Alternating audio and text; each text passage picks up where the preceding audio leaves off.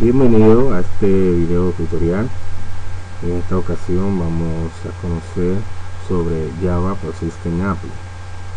Este material trata de interacciones que podemos tener hacia una base de datos utilizando el lenguaje de programación Java.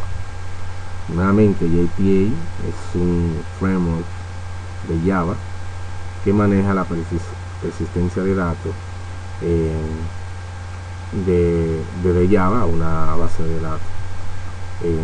Para apreciar bien lo que es este maravilloso framework, es muy bueno conocer un poco sobre JDBC. JDBC, Java Database Connectivity, es una API de Java, o sea que la auténtica API que nos permite la interacción a la base de datos desde Java.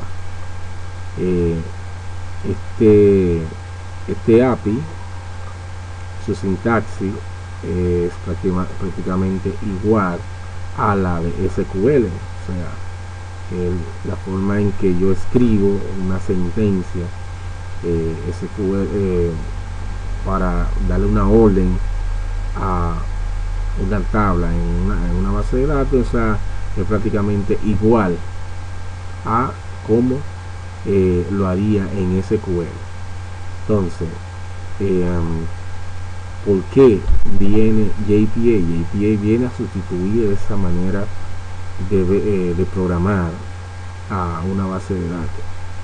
¿Qué usa el sistema ORM, Object Relational Mapping? Lo que permite mapear una entidad clase a una tabla en la base de datos. O sea, la representación de una tabla va representado por una clase. O sea, elimino esa forma estructural de enviar consulta o programar, ¿verdad?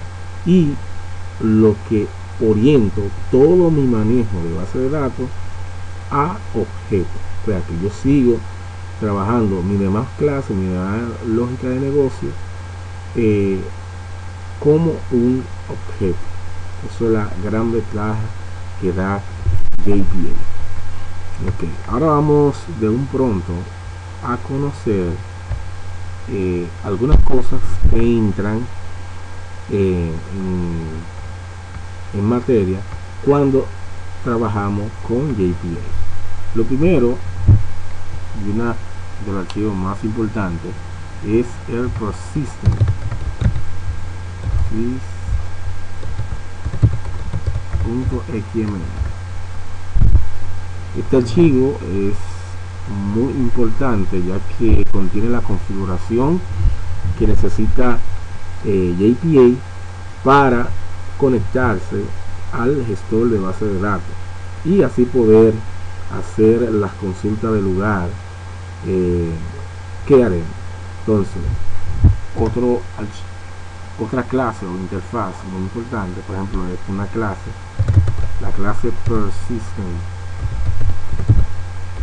La clase persistent es la que se encarga de cargar el archivo XML persistent.xml.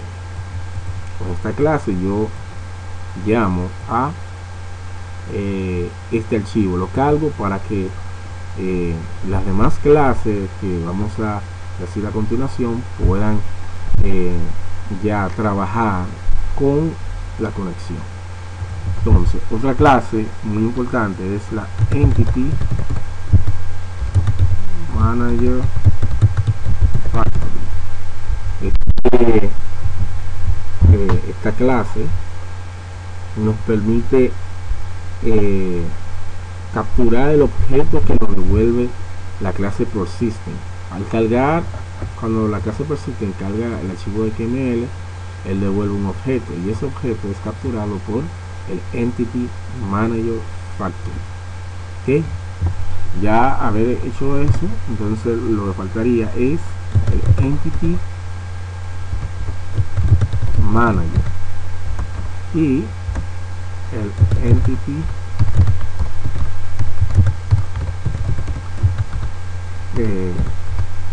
transaction.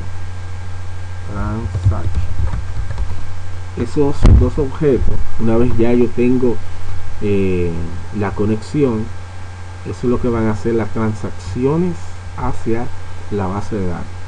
Todas mis transacciones lo haría utilizando esos dos objetos. Bien, una vez ya que conocemos, ¿verdad?, este proceso y esas clases e interfaces, vamos a ver cómo podemos, o sea, ambientar nuestro sistema para que utilice JPA. Vamos a abrir a NetBeans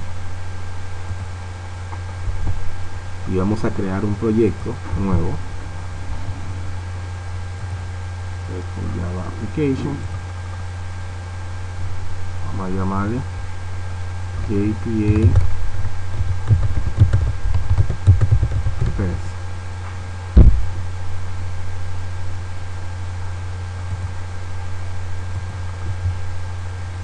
Okay. Lo primero es, tenemos que tener en nuestro class path las librerías, ¿sí?, las librerías. Entonces,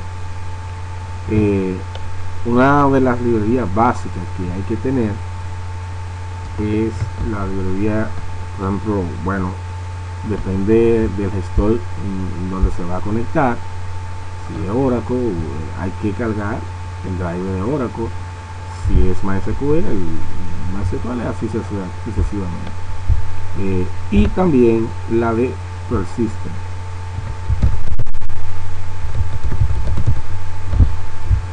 Veamos la forma en que lo cargamos. Si se dan cuenta, cuando creamos el proyecto, está el source, donde van todos los paquetes y clases, y está el lib, donde van las librerías.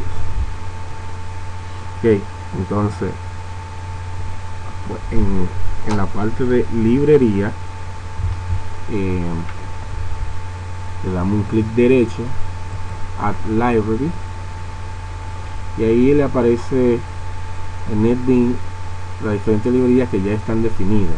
Nosotros podemos definir una si queremos, pero aquí lo que simplemente vamos a agregar la que necesitamos. Vamos a buscar la de MySQL, que es la que yo, la base de datos que estoy utilizando ahora. Agrego MySQL. Okay, yo tengo una librería agregada, y la que me faltaría, la de Persistent. Digo Add Library y busco en la P Persistence, y ya tengo mis dos librerías. Entonces, ¿qué me falta ahora? A mí me falta crear la base de datos. Tengo que crear una base de datos, que es lo único que yo voy a hacer, porque lo demás lo voy a hacer a través de JPA. Creo la base de datos y luego la conexión. ¿Okay? Crear base de datos.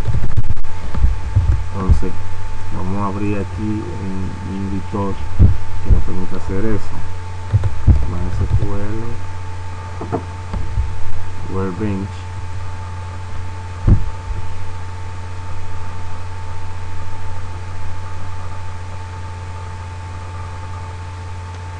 Ok,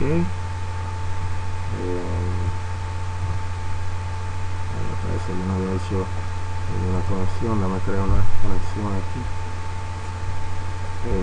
Vamos a llamar Julio Host. Este es un buen editor MySQL. Lo que van a utilizar MySQL lo pueden descargar en la misma página de MySQL. Entonces aquí la ruta del usuario, que el pase lo toma desde allá. Vamos a probar si está correcto.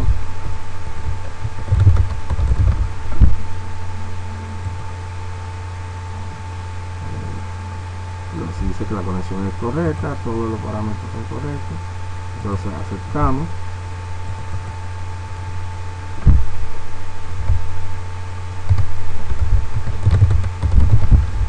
Indicamos el paso para entrar.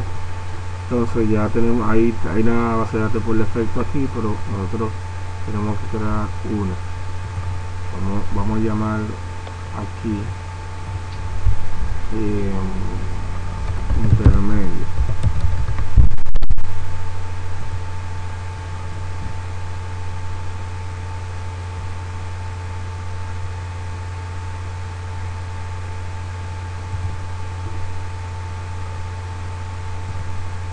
Apply,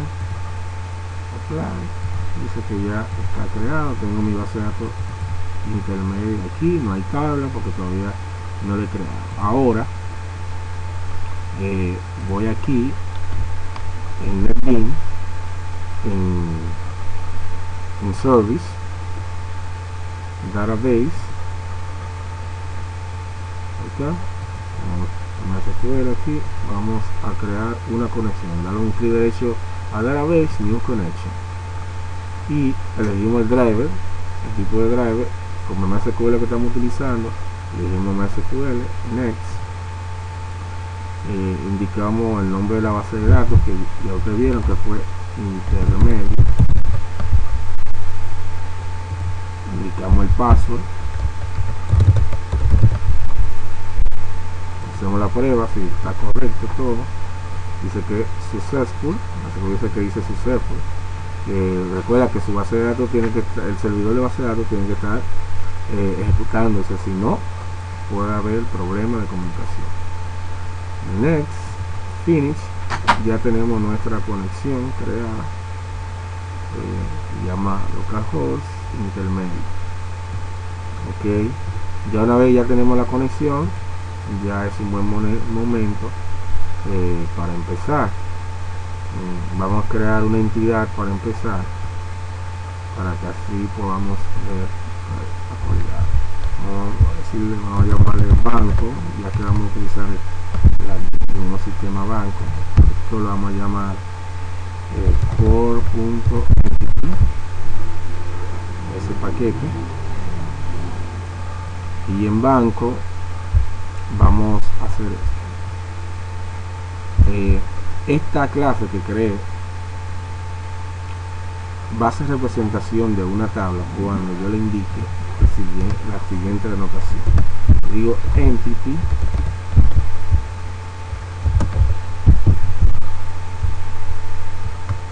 importo esta clase, persistent entity, ya inmediatamente le digo entity, esta clase ya está representada con una tabla en la base de datos. O sea, yo puedo tener muchísimas clases normales, ¿sí? O si no tienen entity, no tienen ninguna relación con ninguna tabla en la base de datos, pero inmediatamente que tienen entity es porque ya existe una tabla en la base de datos. Ok, una cosa cuando creamos entidad que obligatoriamente debe estar presente es el ID, porque el ID es prácticamente como el primary key de una tabla, y aquí como es una representación de la tabla obligatoriamente tiene que ver su ID. Si le damos a guardar, verás que nos va a poner en rojo, es decir que hay que utilizar el ID. Entonces lo que hacemos lo siguiente, aquí puede ser el tipo que usted quiera,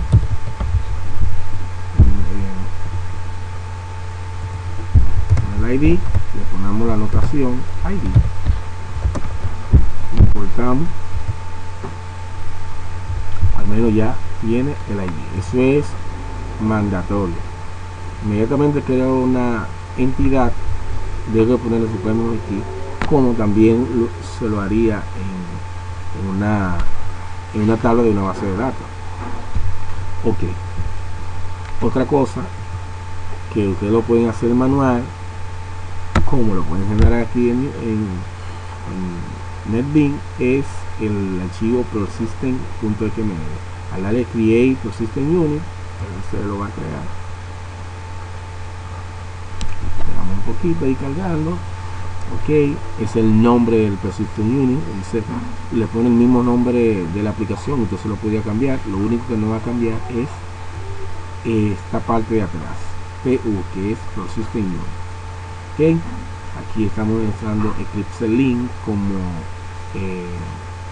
la librería para trabajar JPA, la versión 2.0, ok. Hay otras más, hay otras versiones, por aquí como la 2.0 que estamos utilizando, hay que hacer aquí el Database Connection, la conexión que acabamos de crear. Tenemos que elegirla aquí para que él pueda darle un seguimiento. Dale aquí, vamos a Create, comienza a cargar aquí. Entonces efectivamente ya tenemos nuestro archivo XML creado aquí. Vamos a abrirlo para que vean algunas de las propiedades que tiene.